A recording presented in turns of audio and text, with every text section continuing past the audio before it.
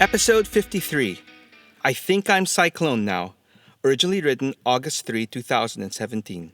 From the very start of the toy line known for numerous action figure gimmicks, the one defining gimmick that almost all Masters of the Universe characters had was the ever-reliable Power Punch. It was a pretty simple but effective gimmick really. Just pull back the upper body of a figure and let go.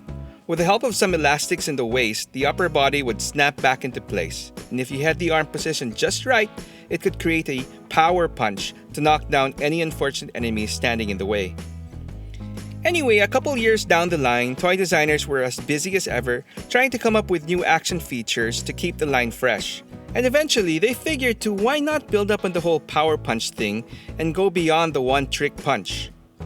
Using a simple gearing system, they came up with an action feature wherein, by continually turning a dial on the waist, you could make the upper body turn around and around and around. Well, you get the picture. Thus was born the heroic fist-flinging tornado, Cyclone. By the time Cyclone made his debut in 1985, I was already kinda losing interest in He-Man. But I remember seeing this toy commercial for the first time, and the toy definitely made quite the impression on me. Watching him mow down Skeletor's ranks of evil warriors one by one made him instantly cool for me. While it wasn't enough to make me go out and buy the toy, I did earmark him as one of my favorite heroic warriors moving forward. As far back as stories go though, like most Masters of the Universe characters, Cyclone has different versions depending on the media he was featured in.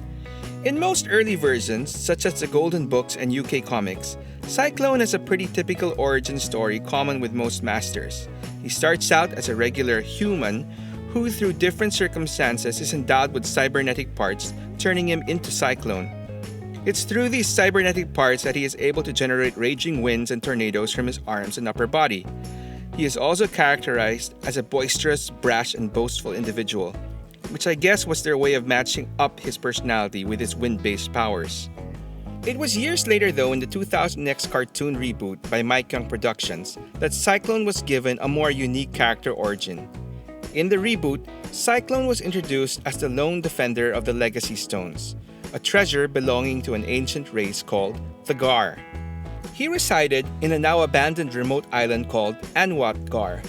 Anyway, as the story goes, Skeletor sets off to find the said stones, and He-Man foils his plan by ultimately destroying them. Of course, this is after a long drawn-out battle wherein both He-Man and Skeletor take possession of one stone each and do battle with superpowered suits granted to them by the stones. New toys, everybody! In the end, with the stones destroyed and with nothing else better to do I guess, Cyclone accepts He-Man's invitation to join the heroic Masters, and the rest is history. One thing worth mentioning about this origin of Cyclone was that it basically explained his most obviously unique physical trait, his blue skin.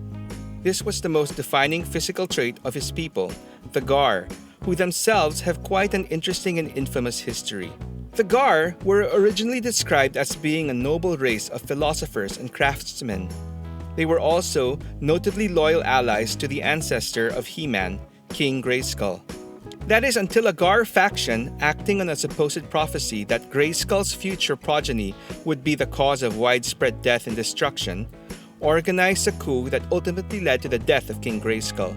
It was because of this that the Gar as a whole, moving forward, was unfairly viewed with suspicion and hatred by most of the other people of Eternia. I think this is worth mentioning because there is another important character in the Masters of the Universe world who also had blue skin. Keldor. Keldor was the half-brother of King Randor, father of Prince Adam, whom we all know as He-Man. While they shared the same father, Keldor's mother was a Gar servant, and because of this, Keldor possessed blue skin like his mother, and while older than Randor, due to his illegitimacy, was passed over as his father's successor to be the king of Eternia. This drove him to practice the dark arts, and try to forcefully take the crown from his half-brother Randor, resulting in his face being burned by acid, and well, he's turned into Skeletor.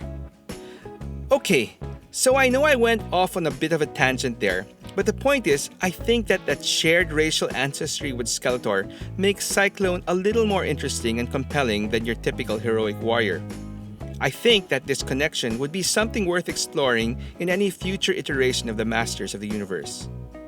Anyway, I never had the original toy, which, beside the cool action feature, didn't really look all that exciting. He basically looked like a blue He-Man with a very primary colored spacesuit. The 2000X series redesigned his armor, adding a huge disc-like blade to his back that could be used as a weapon or a hula hoop, and generally made him looking more like a samurai. Further endearing him to me more was that they kinda made him Asian.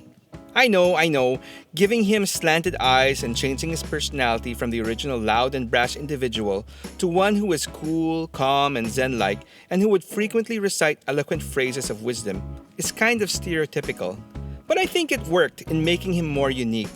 And, well, I'm Asian, and so if it doesn't offend me, it really shouldn't offend anyone else. My first Cyclone action figure was the one based on the 2000X design, and I was pretty happy to have it. But when Mattel started their Classics line in 2008, I was definitely excited to see what they had in store for Cyclone. As a whole, the Classics line was meant to be a modern update to the original vintage toys. But early on, Mattel had made it a habit of throwing in some design elements from the defunct 2000X line to keep fans of that series happy as well. For Cyclone, they played it pretty much by the book, keeping his vintage and, in my opinion, more plain look intact. They did throw in a bonus for the 2000X fans by including his ring weapon that stored neatly on his back. But even with that, it still seemed lacking. Fortunately, a few years later, they finally gave us what I thought that this guy needed, which was a proper 2000X head to complete his updated look. I think it's also worth mentioning that a few years later, the company Super 7 released a sort of new character in the heroic white ninja, Slamurai. In actuality, Slamurai was a concept character for a wave of vintage figures that never really saw the light of day due to the cancellation of the line.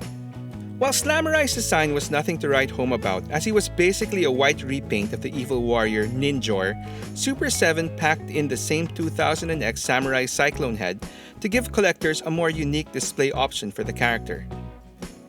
Anyway, at the end of the day, Cyclone may not be one of the more popular comrades of He-Man, and his original design has always been a little plain, but with a pretty cool action feature and his racial connection to Skeletor, Cyclone has always stood out for me as one of my favorite heroic warriors.